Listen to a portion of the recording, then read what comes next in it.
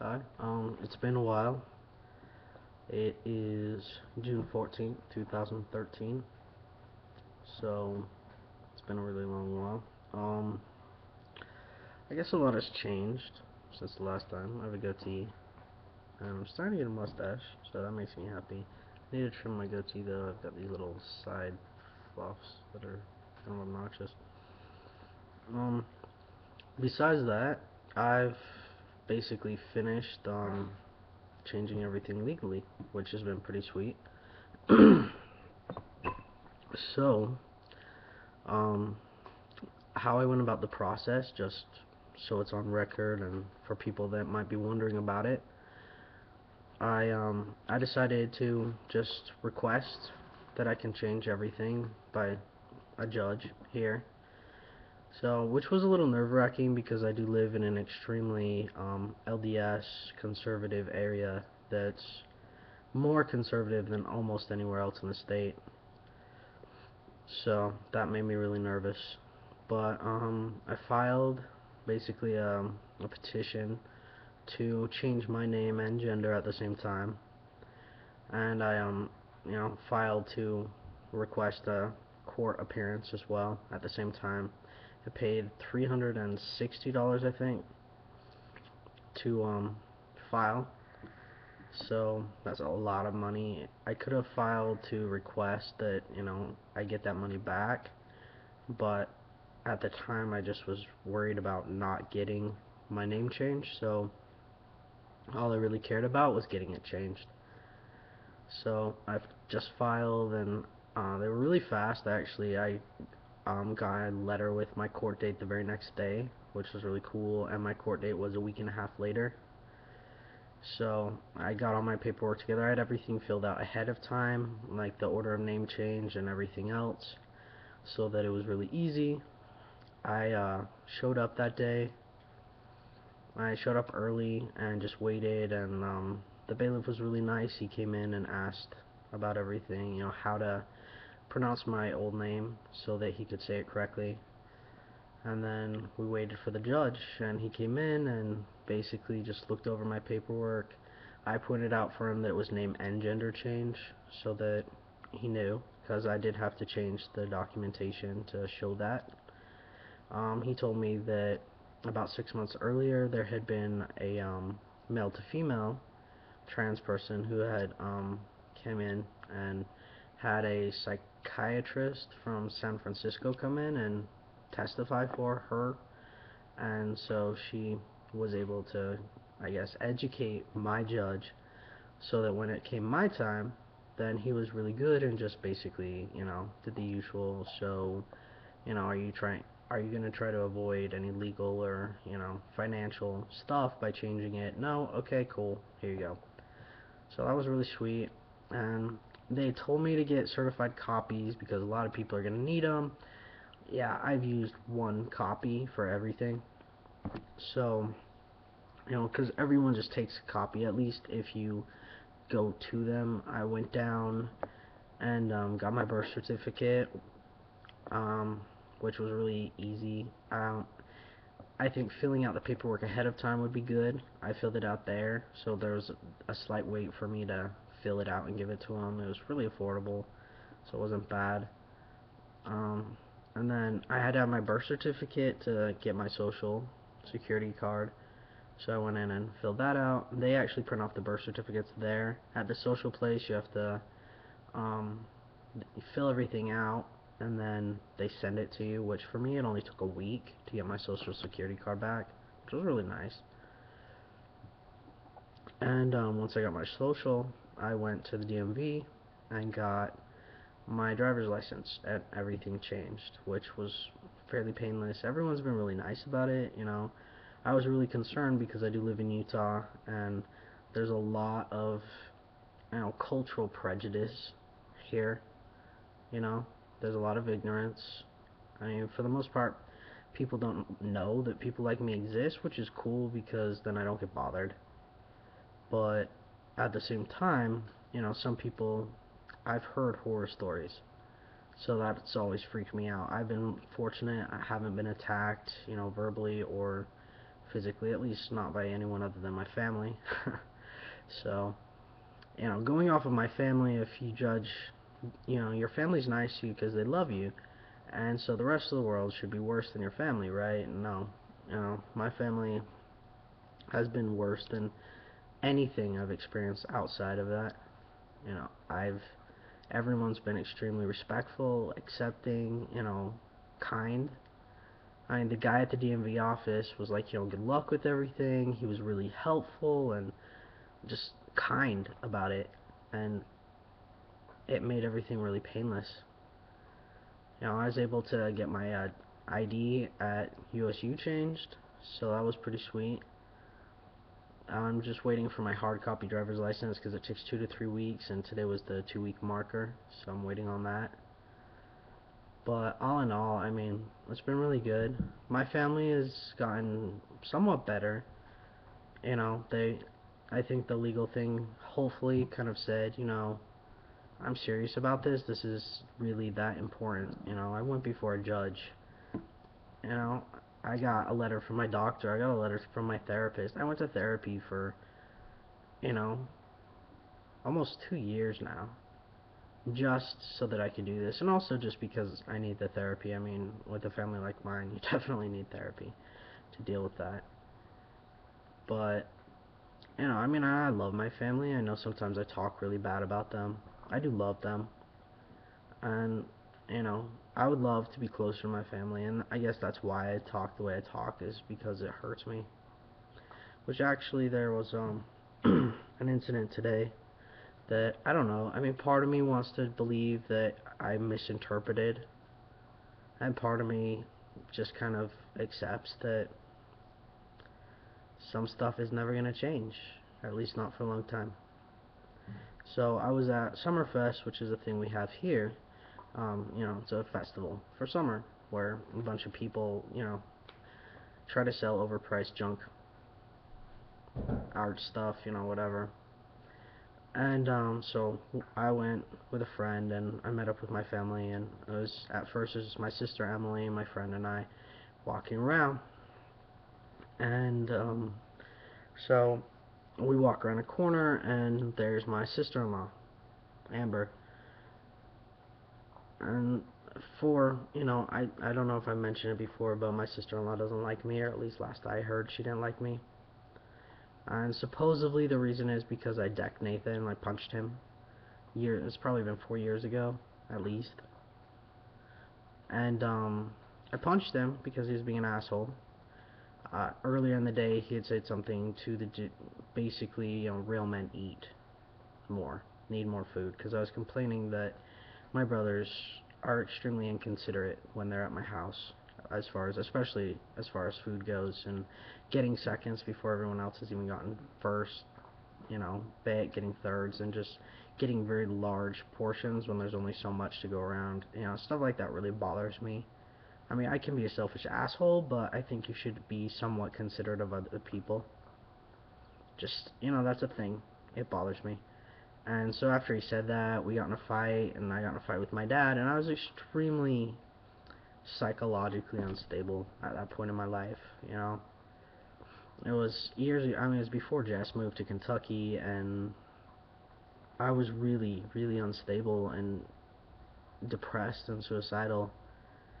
So, a lot of things were said, and I ended up cutting my wrist open in multiple places on my left wrist, which for the most part you can barely even see now. But so I'm bleeding, all over the place, and my brother Nathan is still talking shit, and I don't even know what he was saying, but he just kept talking, and I got sick of it. Coon. And so I punched him, and honestly, he deserved it. He was being an asshole, and he had it coming. I mean, my brother has had it coming 1,000 times more than he's ever got. So the fact that one person, happened to be me, punched him out when he deserved to get punched out, I'm sorry, I don't see a bad in that. And I don't know, maybe that makes me an asshole too, but you don't keep talking shit at a person that is clearly unstable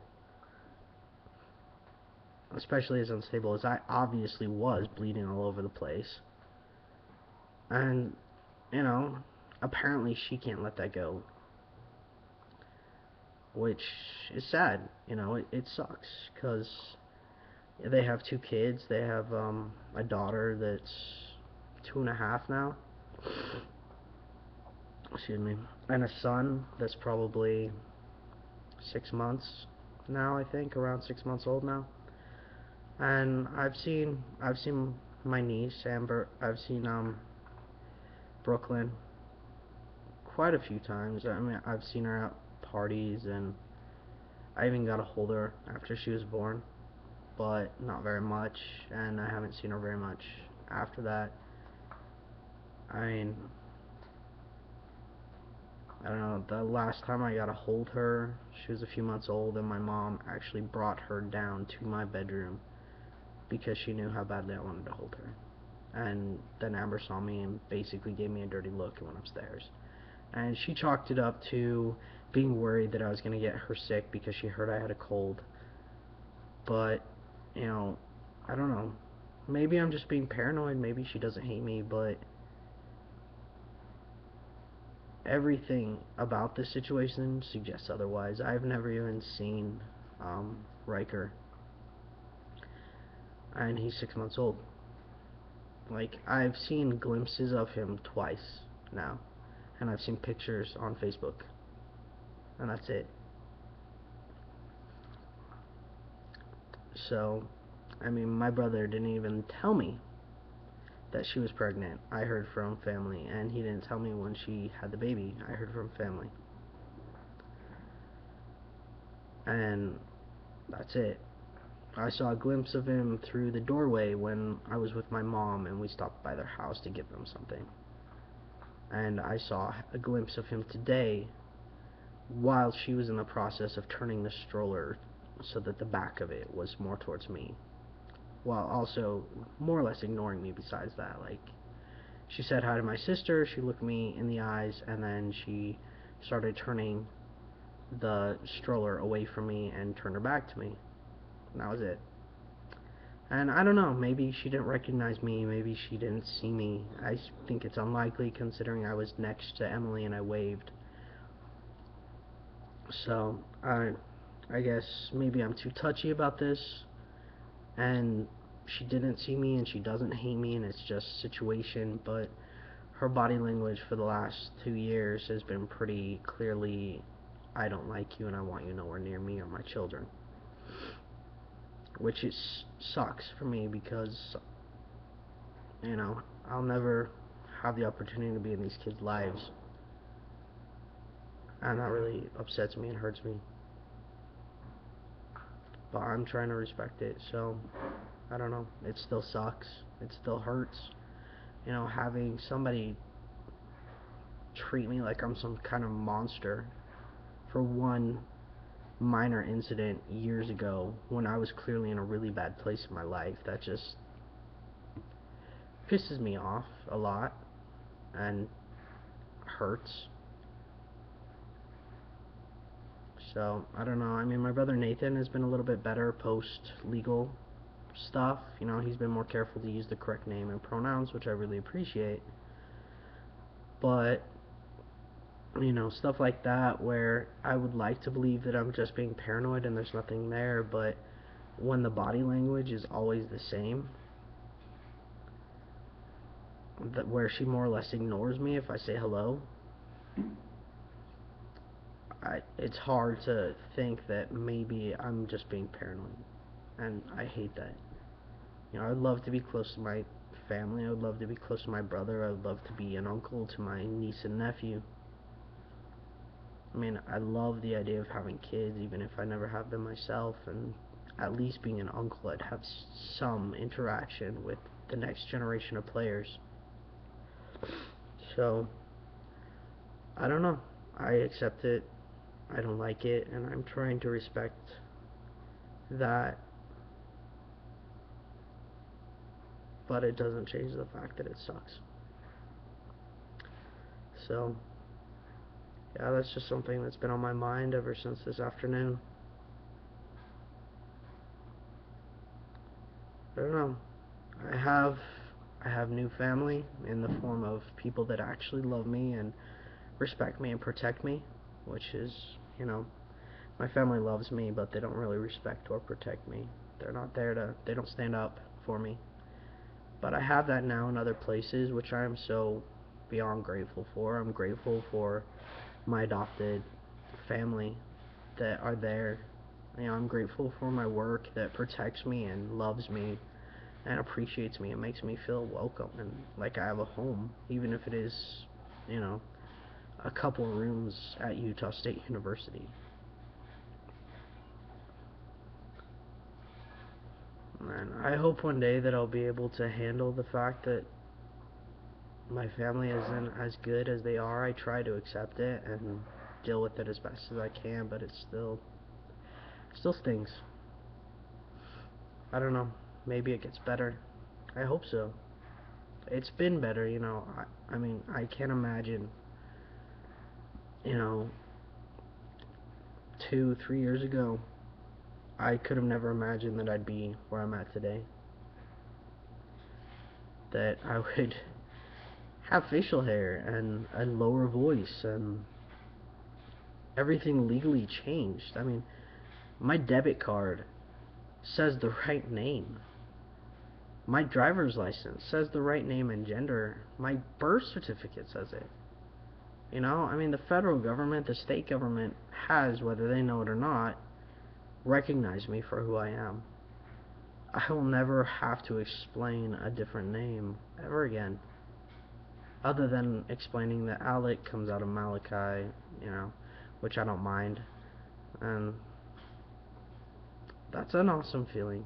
And having the friends, the family, and support that I have is amazing. I went to Pride and I saw my Aunt Heidi and my Uncle Dell and my cousins Mandy and Megan, and that was amazing because they were marching in Pride with Smiths, and they were doing it for my brother, my cousin, and me. And that's having, you know, blood that loves me enough for that is really important. So I am so grateful for the people that love me and that support me and have held my hand through the whole process. And I try to stay positive for the future because I really hope that it keeps on the trajectory that it is and gets even better, because that would be amazing. Oh, and I'm going to California in August hopefully, so that'll be really cool if that works out. Have a good night.